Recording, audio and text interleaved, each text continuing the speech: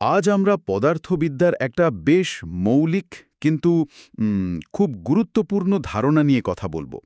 শূন্য মাধ্যমে পারমিটিভিটি, মানে পারমিটিভিটি ইন ফ্রি স্পেস। সূত্রগুলোতে তো আমরা এটা দেখি, কিন্তু জিনিসটা আসলে কি, মানে এর তাৎপর্যটা কোথায়? ঠিক। এই যে ধ্রুবকটা এপসাইলন নট, মানে অ্যাপসাইলন নট, এটা কেন এত ফান্ডামেন্টাল সেটাই আজ একটু গভীরে গিয়ে বোঝার চেষ্টা করব আমরা। হ্যাঁ, মানে এটা কিভাবে কাজ করে, বিশেষ করে যেখানে কিছুই নেই সেই শূন্য মাধ্যমে। একদম। তড়িৎক্ষেত্র বা বল সবচেয়ে বিশুদ্ধ পরিবেশে, মানে শূন্য স্থানে ঠিক কিভাবে আচরণ করে সেটাই এই আলোচনার মূল ফোকাস। আচ্ছা, তাহলে একদম শুরু থেকে আসি। এই পারমিটিভিটি বা ভেদ্যতা, এটা আসলে কিসের মাপ? পারমিটিভিটি হল, ধরুন, কোনো একটা মাধ্যমের এমন একটা ধর্ম যা ঠিক করে দেয় ওই মাধ্যমে তড়িৎক্ষেত্র তৈরি হতে কতটা সুবিধা বা অসুবিধা হবে। ও আচ্ছা, মানে একরকম রেজিস্ট্যান্স বা বাধার মতো। হ্যাঁ, অনেকটা সেরকম ভাবা যেতে পারে। মানে দুটো চার্জ একে অপরকে যে টানবে বা ঠেলবে, সেই বলটা কতটা জোরালো হবে সেটা মাঝখানের মাধ্যমটার এই পারমিটিভিটির ওপর নির্ভর করে। পারমিটিভিটি বেশি হলে বলটা একটু কমে যায় আর কি। বেশ ইন্টারেস্টিং। তাহলে শূন্য মাধ্যমে পারমিটিভিটি ব্যাপারটা কি? সেখানে তো কোনো মাধ্যমই নেই। এটাই তো আসল মজা। শূন্যস্থান, মানে যেখানে আক্ষরিক অর্থেই কোনো কণা নেই, সেটাই হলো তড়িৎ আচরণের একদম বেসিক লেভেল বা ভিত্তি। হুম। আর এই শূন্যস্থানেরও নিজস্ব একটা পারমিটিভিটি আছে। সেটাকেই আমরা বলি অ্যাপসাইলন বা অ্যাপসাইলন নট। এর একটা একদম নির্দিষ্ট মানও আছে। মানটা যেন কত? ওই 8.854? হ্যাঁ, প্রায় 8.854 ইন্টু 10⁻⁻12 কুলম স্কোয়ার প্রতি নিউটন মিটার স্কোয়ার। এটা একটা ধ্রুবক, মানে মহাবিশ্বের সবখানে একই। আচ্ছা। এই অ্যাপসাইলনই ঠিক করে দেয় কোনো রকম অন্য কিছুর প্রভাব ছাড়া দুটো চার্জ একে অপরের ওপর ঠিক কতটা বল প্রয়োগ করবে। এটা হলো প্রকৃতির দেওয়া একদম বেসলাইন। তাহলে এই নির্দিষ্ট সংখ্যাটা 8.854 ইন্টু 10⁻⁻12, এটার ব্যবহারিক প্রয়োগ কোথায়? মানে পদার্থবিদ্যা এটা কতটা জরুরি? ওহ, এটা সাংঘাতিক জরুরি। মানে এটা শুধু একটা সংখ্যা নয়। কুলম্বের সূত্রটা মনে আছে তো? হ্যাঁ, দুটো চার্জের মধ্যে বল মাপার সূত্র। ঠিক। ওই সূত্রে দেখুন, বলের পরিমাণ কিন্তু 1/ε0 সমানুপাতিক। তার মানে শূন্যস্থানের এই ধর্মটাই ঠিক করে দিচ্ছে বলটা কেমন হবে। চার্জ, দূরত্ব আর বলের মধ্যে সম্পর্কটা তৈরি হচ্ছে এই ε0 দিয়ে। তার মানে কুলম্বের সূত্রের একেবারে কেন্দ্রে আছে এই এপসাইলন জিরো। একদম।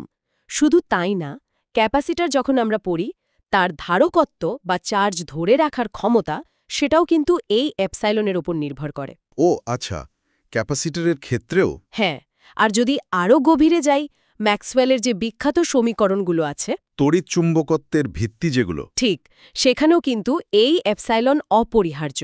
আলো বা অন্য তড়িৎচুম্বকীয় তরঙ্গ কিভাবে ছড়ায় সেটার ব্যাখ্যাতেও এর ভূমিকা আছে। তার মানে এই এপসাইলন আসলে তড়িৎ বল কতটা শক্তিশালী হবে সেটার একটা নিয়ন্ত্রক। বলা যেতে পারে চাবিকাঠি। আর আরও একটা দারুণ ব্যাপার আছে। কি সেটা? এই এপসিলন জিরোর সাথে কিন্তু শূন্যস্থানে আলোর যে গতি, সেটারও একটা গভীর সম্পর্ক আছে। আলোর গতি সি, সেটার সাথে কিভাবে? হ্যাঁ, শূন্যস্থানে আলোর গতি সি নির্ধারিত হয় এই পারমিটিভিটি এপসিলন জিরো আর আরেকটা ধ্রুবক পারমিয়েবিলিটি μ0 দিয়ে। মানে সি ইজ ইকুয়ালস টু 1/√ε0 μ0। আশ্চর্য তো। তার মানে শূন্যস্থানের তড়িৎ ধর্ম আর চুম্বকীয় ধর্ম এই দুটো মিলেই ঠিক করছে আলোর গতি কত হবে। একদম। ভাবুন একবার, মহাবিশ্বের সর্বোচ্চ গতিসীমাটা বেঁধে দিচ্ছে এই দুটো মৌলিক ধ্রুবক। এটা বোঝায় যে এপসিলন জিরো শুধু স্থির তড়িৎ বলের ব্যাপার নয়, এটা তড়িৎ চুম্বকত্ব আর এমনকি আপেক্ষিকতার তত্ত্বের সাথেও জুড়ে আছে।